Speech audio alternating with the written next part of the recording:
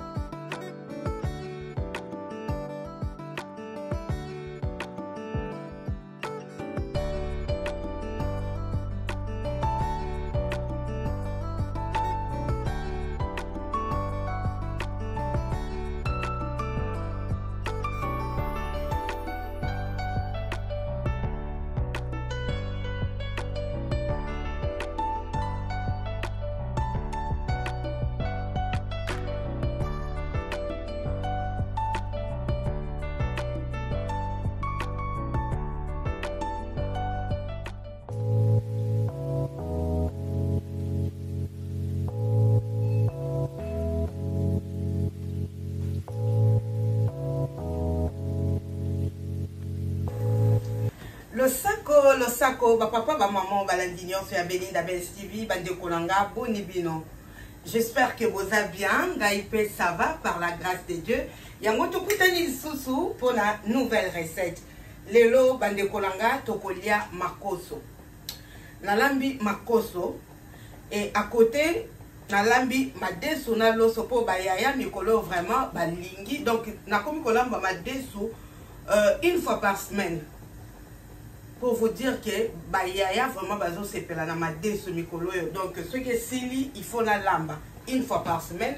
Les ressources na lambi madesu na lamba et madesu nanga et ça déjà prêt na sina lamba ki loso nanga et c'est beli déjà.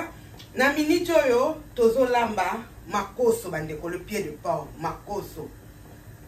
Alors na otika bino na ba image bandeko nanga na like sabino makoso ndenge na sombaki ndenge na bundani na ngona kokata bandeko nanga na sombaki ba makoso oyo ya mibimba oyo ya mibimba na sombi yango na au champ mais na bundani na kokabola yango kaka mibale bandeko fallait na lamba nyonso comme ça ndangu na tiki na congélateur na tie na barquette ka nde to sala ka ba mama pona ko éviter kaka ko lamba mikolo nyonso.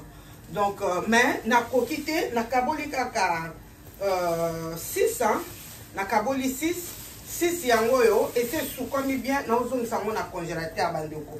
Nzoto loboko elembi na ko tout a ko kabola. Alors ceux qui vous en astuce, boyebi ndeni ni ya ko kabola ba makoso oya mibimba facilement bandeko bo sunganga. Pomba la erno lamba oyo na sala ngo vraiment na facilité. Ndeko moka ese inda fale na nuna toki sango soki lembi après na kaboli menga na toki sa ite na sali kaka na sukoli nde to salaka après na banju ko kabola yango na machette na nyonso mais non c'est pas facile. Alors na tika bino botala ba biloko to sombi pona ko réaliser recette na biso to soki ka bomote ba mama bomoni na memeli bino robe oyo ezali mais na ba couleur oyo bokomona.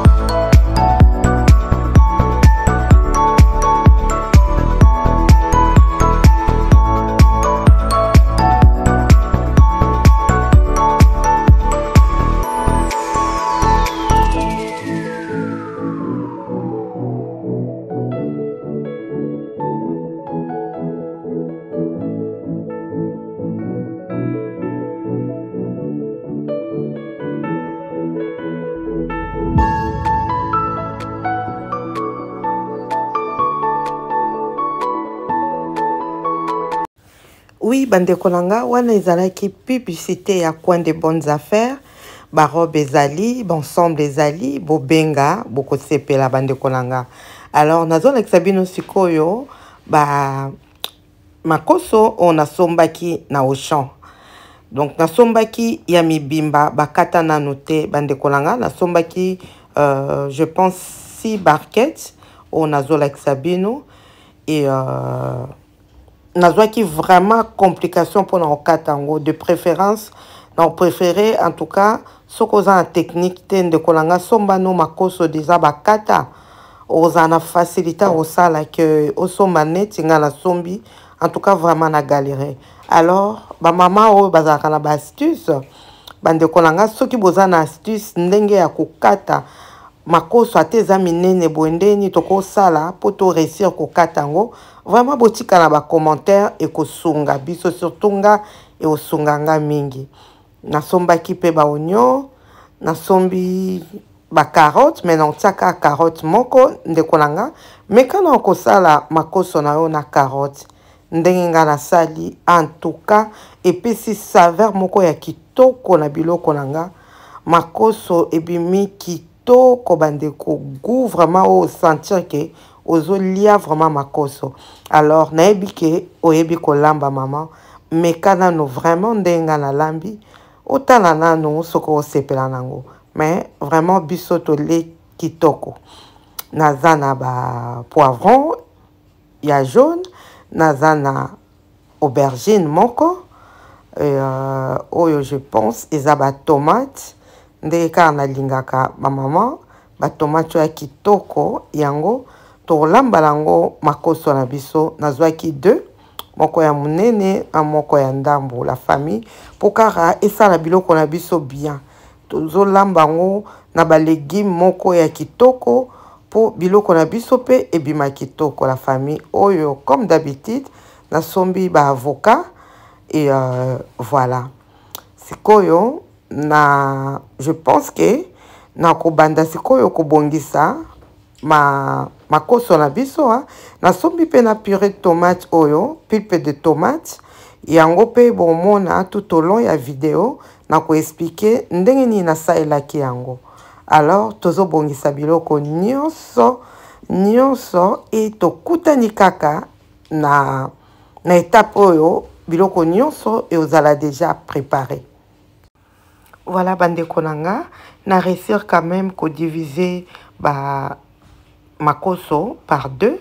Alors na tiango marinade de base oya vert yango yo na sokoli makoso très bien kaka nde to sala ka ba mama vinaigre citron mungwa maya moto maya malili nyonso en tout cas na suivre matin ya kosokola makoso et nazana oignon nazana pilipili pa poivron ba biloko ka na lakisaki bino pona ko banda recette na biso liboso ba mama to sala ndenge nini nga na lambi boye na sokoli makoso nde na lobi na tie yango pe ba condiment na biso ba assaisonnement de base ba condiment wana na bakisi mungwa na tie vraiment sel naturel ba mama sel naturel to ebiki et salaka biloko goût kitoko na yeko tia poivre blanc na kobakisa pe muscade moke.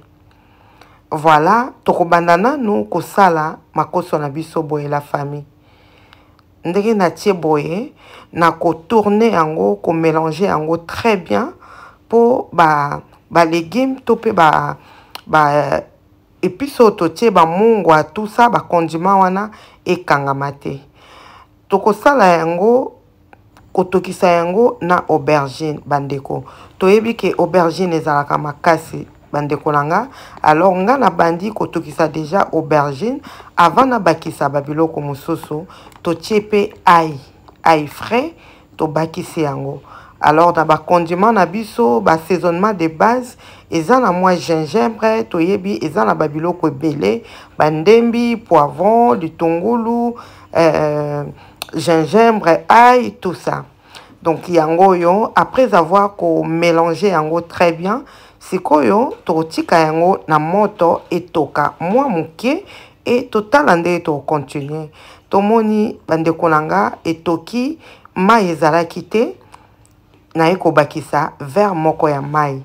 Nabakisi mai mingi te po toyebi bamakoso ezalaka pete mingi, surtout makoso ya awa ya Europe. Natie nanu kaka verre moko ya mai etokotika yango etoka pendant 10 minutes. Pourquoi? Pour permettre biloko nyonso totie ekota vraiment tina mikwa ya makoso. Po toyebi bamama elengi ya makoso ezalande na mokuwa. Alors pour mokuwa ezala elengi fo mungwa ekota muscade ekota. Babiloko wana nyonso totie ba aye ekota tina mikwa. Pour tozo bukuta mikwa bandeko. To sentir vraiment que tozolia makoso. Yangoyo 10 minutes après tomoni en tout cas vraiment etoki mungwa eyokani mais makoso na ne belité bandeko. Mai wana ka ya muke esali ke vraiment mungwa na biloko nyonso ndenge tolobi ekoti vraiment na kati ya misoni. Oui bandeko nanga tomoni quelques minutes après ndenge natikaki makoso na verre moko ya mai bandeko po mungwa ekota vraiment na mikwa ya makoso. Et toyebi ke ba makoso na biso a ya poto ezalaka mingi pete. Ezalaka vraiment pete. Tolingaka tolia makoso ezala moi ozobenda mwa musuni surtout so ozana na problème a mino te. Donc natikaki yango ekota mungwa ekota ba saisonnement biloko totiaki mwa ail ba mélange da biso ya ba légumes verts na mungwa. Iko vraiment c'est bon pour nanga. Mungwa vraiment eyokani.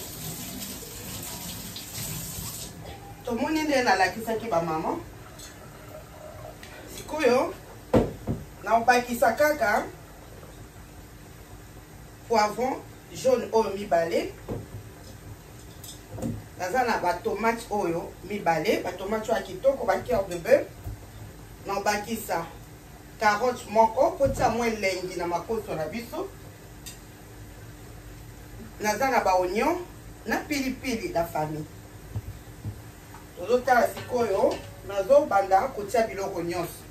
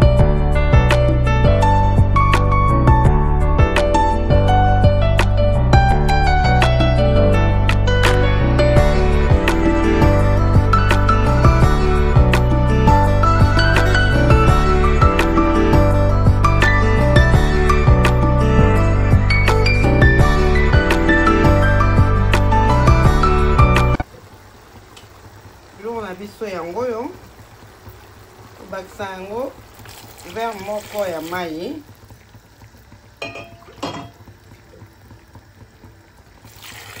Bakisi deuxième verre.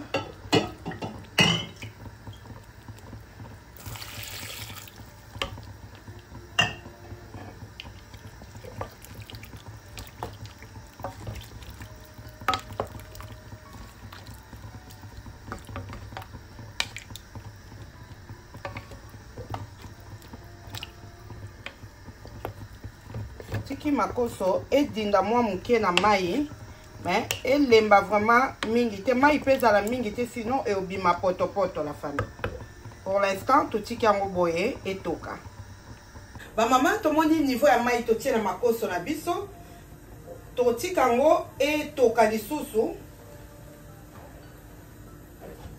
Yango yo. Donc nazo ningisa yango boye.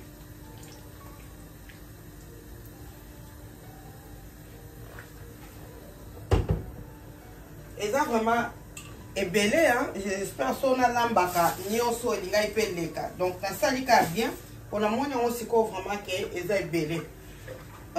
C'est bon, toti kango etoka ba maman. Etoka ezwa tanango après tokozonga totala. Ce que bimisi moi mafuta na otia mafuta mukete mais soki na moni ke bimisi mafuta te na otia moi mafuta mukepo na olinga ezalaka même kaka pembe kaka bongo te. Donc na olinga ezala te eza bouillon mais bouillon tolingaka oyo opresente yango na sani hein esali pe bien ezala mai kaka mai bongo te non.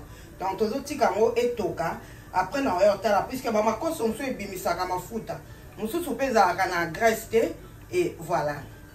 Donc 20 minutes nde tokutani.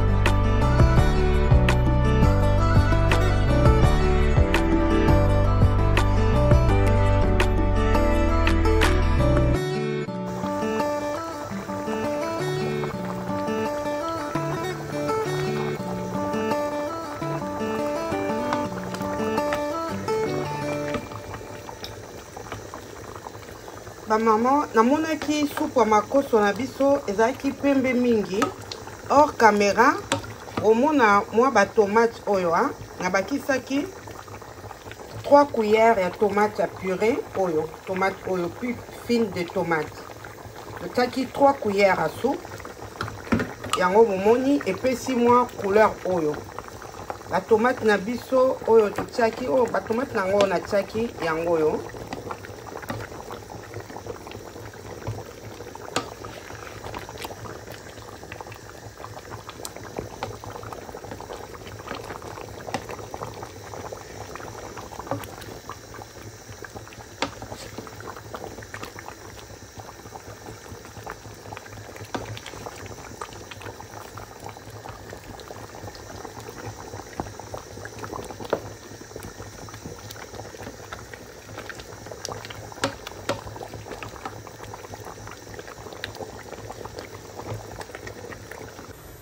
Voilà, bande kolanga, tout le monde makoso, na meki na moni vraiment koso et comme kolemba.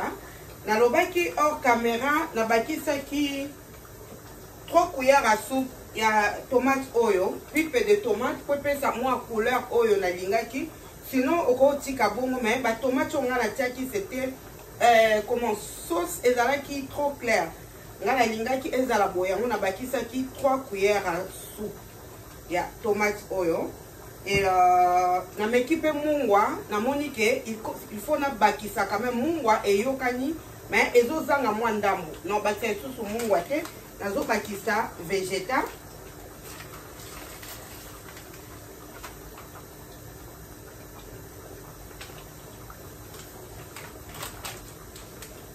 et puis yango pesa na mungwa.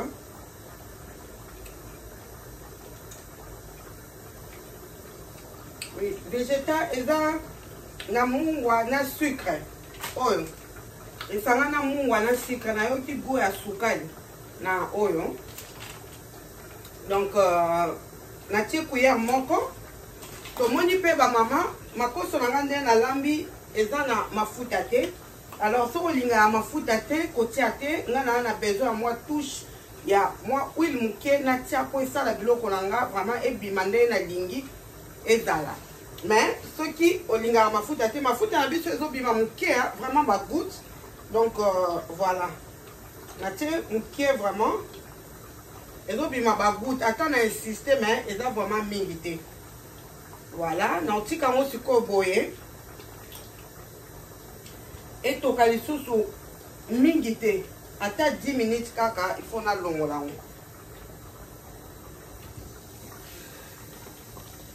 Elenge ya makoso moni sauce soupe ya makoso kitoko.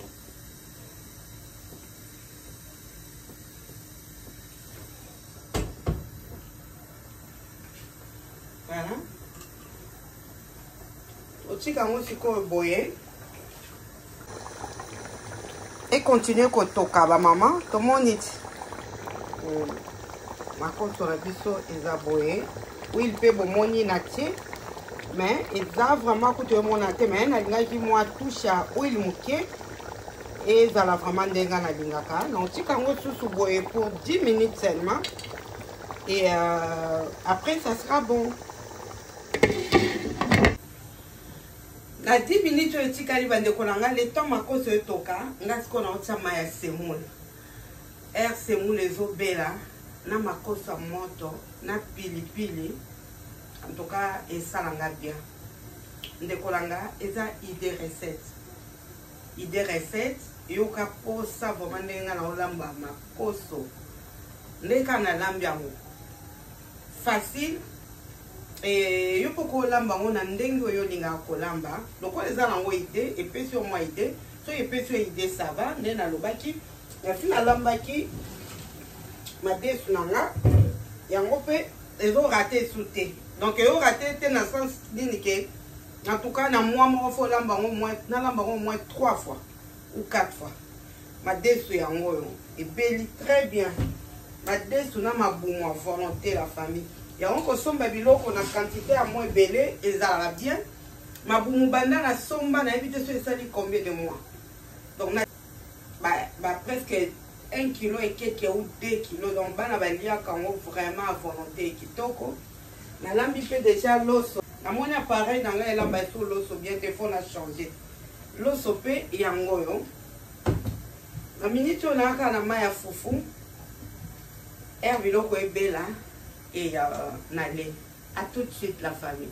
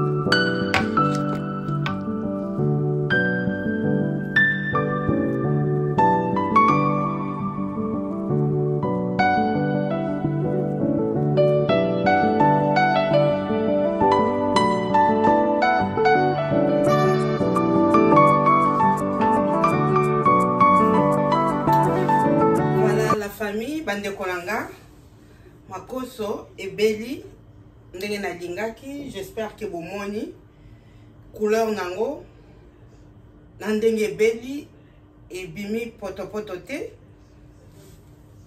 na luka fourchette.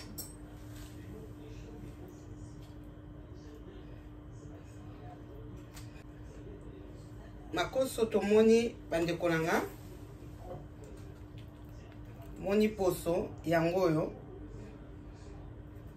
donc eza vraiment nde to lingaka Kamola vraiment moussounolé. Et voilà. Et dans les cas, idée recette, bandeko. En tout cas, il faut nalia. C'est mon nanga. Naboye comme malili. Yango ba maman, ngala oliaka sikoyo. Alors, merci beaucoup bandeko nanga de botali vidéo du début à la fin. Bo aimer, bo tia ba commentaire sur bo sepeli na idée recette oyo. Bo partager si possible, et surtout na bana na biso na ba jeune, mo pe balinga kolia ba makoso boye. Alambe la mobile na ye, alamba pona ndaku, alors aux alano sous na musalate pour maman congolaise. Dans la cuisine de Mermo, maman Belinda Benz. Nasina sali musala nyonso maman. Yo zwaka vidéo tindela mwana, osengi alambelo makoso. Et voilà. Merci beaucoup bandeko nanga, tokutani mbala sima pour na ba vidéo mososo. Vous souhaitez un bon appétit. Oh, il faut nalia. Merci, à très bientôt. Bye bye.